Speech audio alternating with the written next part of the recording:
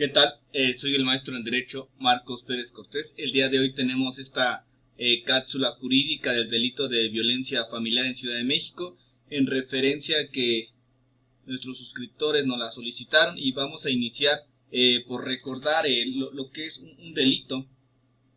Recordemos que el delito va a ser la conducta típica, antijurídica, culpable, que van a regular los códigos penales, el Código Penal Federal, el Código Penal del Estado de México, el Código Penal de la Ciudad de México. En este caso, vamos a tratar este delito de violencia familiar en particular en la Ciudad de México. Bien, aquí también lo que nos preguntaban en referencia a un delito agravado. Aquí tenemos que un delito agravado se establece cuando los elementos que se agregan al tipo penal básico se manifiestan una serie de circunstancias que van a agravar la responsabilidad penal y como consecuencia va a haber un aumento en la punibilidad. Al final de esta cápsula tenemos un ejemplo claro de cómo se agrava la punibilidad en este tipo de delitos de violencia familiar. Bien, también es importante mencionar nuevamente cómo podemos o cómo pueden iniciar una denuncia. Pueden iniciarla por escrito, por comparecencia, que se presenten ante la agente del Ministerio Público, o pueden presentarla de manera virtual. La página de la Fiscalía de Justicia de la Ciudad de México tiene una plataforma exclusiva para que presenten su denuncia por este delito de violencia familiar. Entonces tenemos que va a iniciar su denuncia a través de una plataforma virtual, o la inician por escrito o por comparecencia. Posteriormente pueden asignar a lo que sería un asesor jurídico. De ese asesor jurídico van a empezar a incorporar lo que se conoce como registros de la investigación. Estos registros de la investigación pueden ser audios, videos, la entrevista de la víctima, testigos, entre otros. Y una de las medidas más importantes que se deben solicitar ante lo que sería el agente del Ministerio Público sería la medida de protección, que se quiere una medida de protección para la víctima, y también en referencia a esta medida de protección que manden a seguridad pública, ya sea de Ciudad de México, seguridad pública de alguna entidad, en dado caso que el delito sea en otra entidad, para que resguarden y protejan a la víctima de este delito.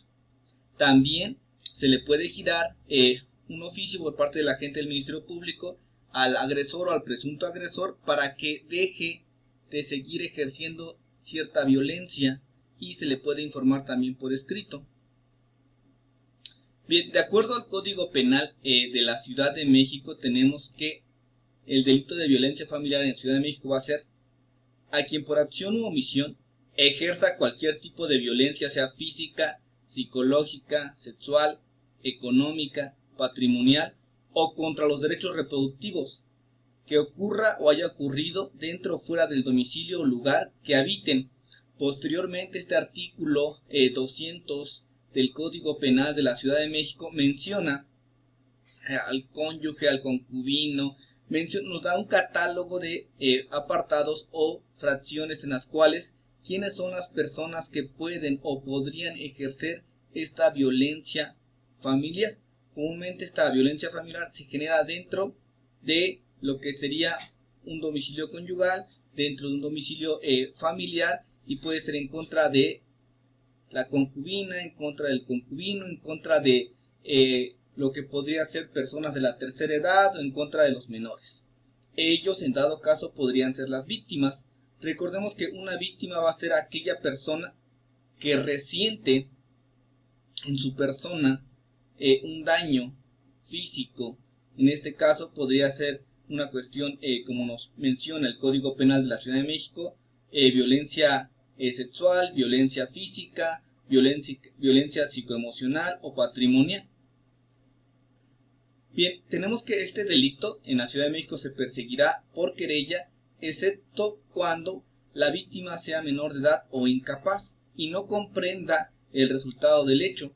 Entonces, cuando tenemos en este delito de violencia familiar, al igual que pasa en el Estado de México, cuando haya de por medio una víctima que sea menor de edad, el delito se va a perseguir de oficio y no por querella. o cuando hay una víctima que sea incapaz o no comprenda el hecho que se está cometiendo. Entonces, aquí sí es de oficio, el agente del Ministerio Público va a estar obligado a iniciar esta carpeta de investigación, a recabar registros de la investigación, a citar a el presunto indiciado, a proporcionar una medida de protección, a girar un oficio para que este presunto indiciado deje de cometer actos de violencia en contra de la víctima o de las víctimas, a solicitar lo que sería la intervención de la policía para la protección de las víctimas de este delito.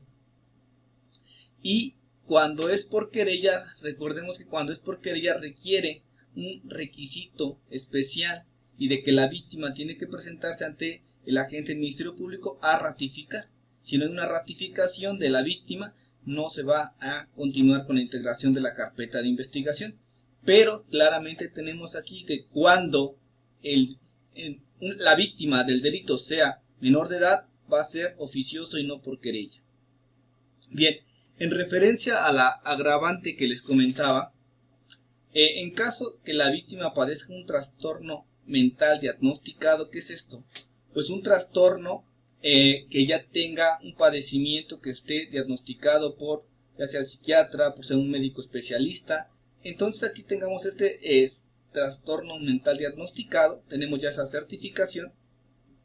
Si esta persona, el indiciado, el imputado, está ejerciendo esta violencia en contra de esta persona, se va a aumentar en una mitad la pena que comprenda en referencia al delito, y el juez va a valorar el tipo de rehabilitación a que está sujeta la víctima para la imposición de las sanciones.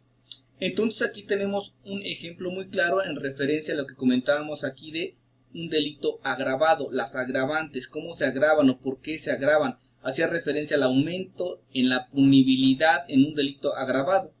Y entonces aquí retomamos la agravante que nos menciona el mismo artículo 200 del Código Penal de la Ciudad de México, en referencia a que va a ser un delito agravado en el cual se va a aumentar en una mitad la pena que corresponda cuando la víctima padezca un trastorno mental diagnosticado. Aquí tenemos claramente el ejemplo que nos solicitaban, cómo va a haber este incremento de la pena, y el juez va a determinar qué tipo de rehabilitación necesita, qué medicamentos, etcétera, para la imposición de sanciones, obviamente para el incremento de esta imposición de sanciones. Bien, por nuestra parte sería todo por esta ocasión en esta cápsula jurídica.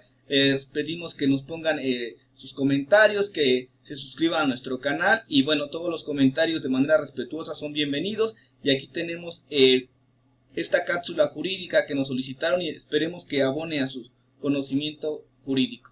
Les agradezco.